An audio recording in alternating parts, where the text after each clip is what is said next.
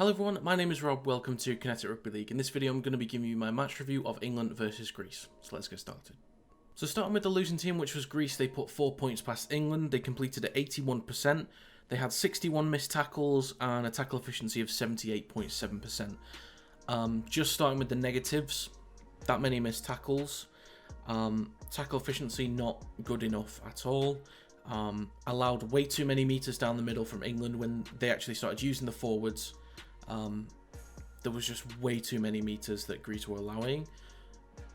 This is kind of the thing that you expect from Greece. Maybe not this scoreline. You expect a blowout, not this scoreline. So I'm not going to be too harsh.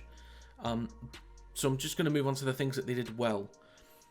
And most of that came very early on, the first 20 minutes. They got their try in the 17th minute.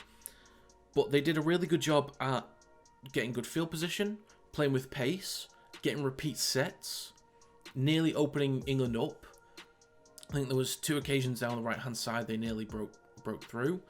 And then eventually down the left-hand side, managed to open up the English defence and go in for a try. So they had a small period of dominance for about 5-10 minutes. They looked like they were well in that game. And that's, for me, that's a good sign. Basically taking everything that you've had from the first 2 games, bringing them into a game like this, where it's most likely going to be the most difficult challenge going into it, taking what you've learned and trying to put some bits and pieces together, which they did. So it's not perfect, it's not ideal. You don't want to have to go through this stuff, but I think long term, for the importance of development for these young players, for the importance of development in Greece's rugby league journey from this point on, these games are so important, and being able to learn these lessons as they go, learn this pace of the game, have to go through these experiences, long term is going to be important. We might not feel these effects until the next World Cup or even the one after that, but this is going to at least start some players' professional journeys. Some people that we won't have known about are now hopefully going to get some bigger contracts, play more regularly on a bigger stage, and they have this experience now. And they've taken their lessons from the first game against France, second one against Samoa, and put in a strong shift of, a period of dominance. So they know they can do it. It's just now developing their game to be able to do it, sustain it throughout the game. So yes, it's 5-10 minutes. Yes, it's a big scoreline, but given the fact that it was illegal in Greece to play rugby league, and they're just trying to find their feet, build the foundations here.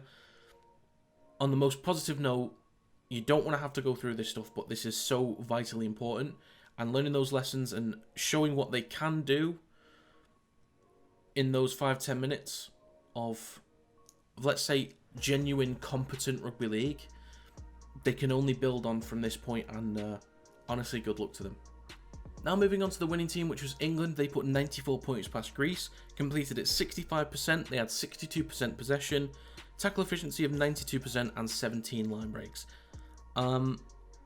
First of all, Tom Burgess was dominant today, down the middle. Whenever he was on, you'd have like minimum 3 Greek players in the tackle, usually 4 or 5, and he's still making meters after contact. It's ridiculous. This guy is huge and gets 2 tries for his efforts as well. Was completely dominant.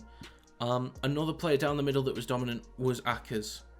Now, I didn't really watch Salford that much this season. I didn't really watch any other Super League teams that much this season, aside from Warrington.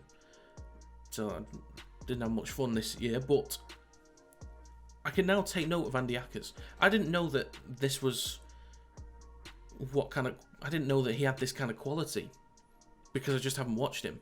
I knew what Sneed was capable of. I've seen him over the years, but I had no idea that Akers could do this. I knew that McLaurin was a decent player in Super League, but I was thinking of which hookers would make this England team. Well, if James Roby was still in the international game, it'd be James Roby. Paul McShane would get a look in potentially. Danny Houghton would get a look in. Darryl Clark. I thought Darryl Clark would be dead set in the England team, to be honest. Aside from the poor season at Warrington. But they're names that I thought, well, they'd most likely be in. And I see Andy Ackers on the team sheet, and I'm like, what? But I didn't know anything about him. And he plays his game, plays last week, plays this week, looks brilliant. And I wouldn't want to take him out the team now. Even if we could have Clark, McShane, Houghton, even Roby, I wouldn't want to. I'm happy with Andy Ackers because the kind of pace and the tone he sets down the middle, the runs from dummy half, he's such a pacey and intelligent player. You know, pace means nothing if you're not a smart enough rugby player. And he's got both. He's very intelligent. And on top of that, in the spine, you've got Mark Sneyd and George Williams, who were brilliant today. I think between the two, you'd edge it towards Mark Sneyd, mainly because of his conversions. His kicking game was better than George Williams. I think they both had an incredible kicking game, but I think Mark Sneyd was slightly more effective in that way. And the first 15 minutes, I think George Williams was slightly sloppy, and then grew into the game and then was dominant from that point on. But Mark Sneyd, what a game he had. 11 different try scorers, scoring 17 tries. Excellent stuff. If I had to nitpick anything else, it would be similar to what I said last week in that they went down the left-hand side a lot. But to be fair, that's probably just a consequence of them being so comfortable down the left. Maybe a few things to work on down the right-hand side. Maybe the Greek and French defence are weaker down the left-hand side and stronger on the right. That's always a possibility. But I think if England can work on developing that right-hand side and getting that as clinical, I'm not saying the right-hand side's bad. I'm just saying it's not quite as clinical as the left. But if they can get that even balance on both sides to eliminate the possibilities of being one-dimensional against stronger teams, then they'll have a much better chance of beating stronger teams going forward. So, yeah, excellent performance from England today. I don't think anybody was bad. I don't think anybody was average. Everyone at minimum was good. As a minimum, they were just good. And most were excellent. So, very good to see. But the last thing I'll say, as what I said about Greece, is you don't want to have to go through these kinds of games. But for the legacy of Greek Rugby League going forward, they're so important because you need these experiences.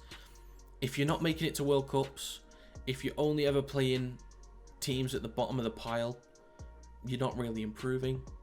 And the fact that Greece now has an exposure on the international stage, hopefully rugby players in the English systems, in the Australian systems, that do happen to have some Greek heritage in there somewhere, may now consider playing for Greece, and that just makes their squad stronger in years to come. And these experiences that these young, inexperienced players can now take to their clubs, add to their game, improve, come back 4 years older, or I believe it'll be in 3 years' time at this point, come back 3-4 years older, compete the next World Cup, be better players for it, and Greece can hopefully push on and start to get some wins under their belts at World Cups, and good luck to them. So that's going to be it for this video. If you have any thoughts on the England versus Greece game, leave them in the comments down below. If you enjoyed this video, feel free to leave a like and subscribe to the channel to stay up to date with new content. You can also follow the social media accounts in the description down below. Thank you very much for watching. I'll see you next time.